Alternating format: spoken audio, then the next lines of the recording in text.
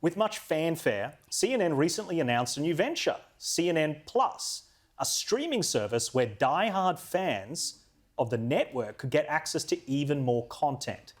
A month into this new service, let's check in on how it's all going. Big news in the media world, CNN Plus shutting down. This is just a month after it launched.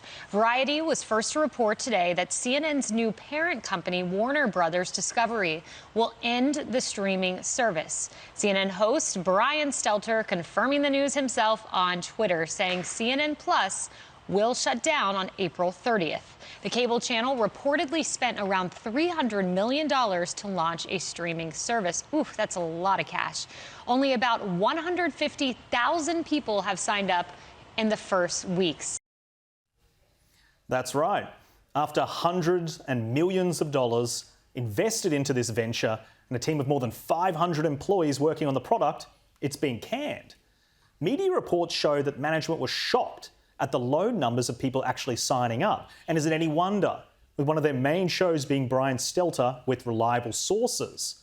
This was last year from before CNN Plus launched, but it gives you an idea of what American viewers think of him. To, on national television, admit he and his network are a bunch of liars about Donald Trump. This is Kevin in Princeton, Indiana. Good morning. Yeah, Mr. Stelter is the biggest minister of misinformation I have ever heard, and I'm a news junkie. He made the statement just a few minutes ago that he is all the stories are always evolving. Yeah, his stories absolutely evolve. Brian Stelter. Thank you for the feedback. I appreciate it. Well, when your main draw card is Brian Stelter, you are in trouble. And we've heard reports of other hosts blowing up at how the CNN service was run. Former Fox News anchor turned CNN Plus host Chris Wallace was said to have been having daily breakdowns over the, quote, miserable launch, and even made staff count how many times his promo was playing. This was all related to the fact that they struggled to get 10,000 viewers on the platform most of the time. But this is what you get when you go so woke that inevitably you go broke. Kel, CNN has had a lot of issues, and I think a lot of it stems back to integrity, the way that they were reporting on Donald Trump. Obviously, Donald Trump was a man that had a lot of issues that did deserve a lot of scrutiny for the reporting, but there appeared to be this really, really vitriolic, pointed agenda where they abandoned the principles. And it looks like the viewer's punishing them. Well, what you said about go woke, go broke is absolutely true, because they started with an ideological agenda and everything had to fit in with that agenda.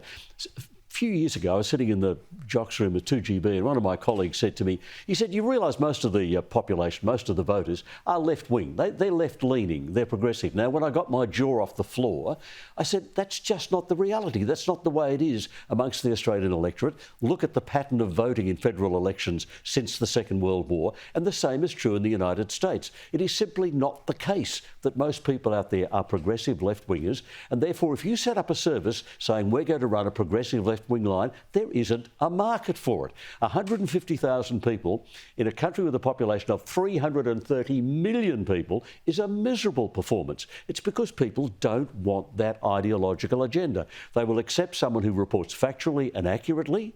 They will support someone who is prepared to support the culture which they grew up in and which they love. But this left-wing agenda does not have a potential audience out there in sufficient numbers to make this kind of project work. Yeah, and Sophie, I think the problem is as well, obviously there is a separation between opinion shows, which is, you know, the one we're on right now, and straight news reporting. CNN, they failed to cover properly the Hunter Biden laptop, and there would be various other stories which haven't got as much attention as you would expect them, that I think readers and viewers would expect them to. That has to damage the brand. There has to be a consequence.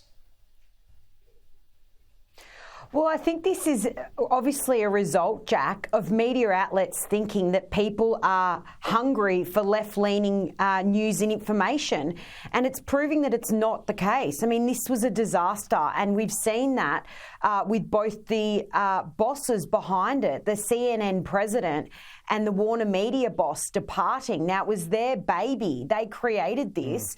They've both exited.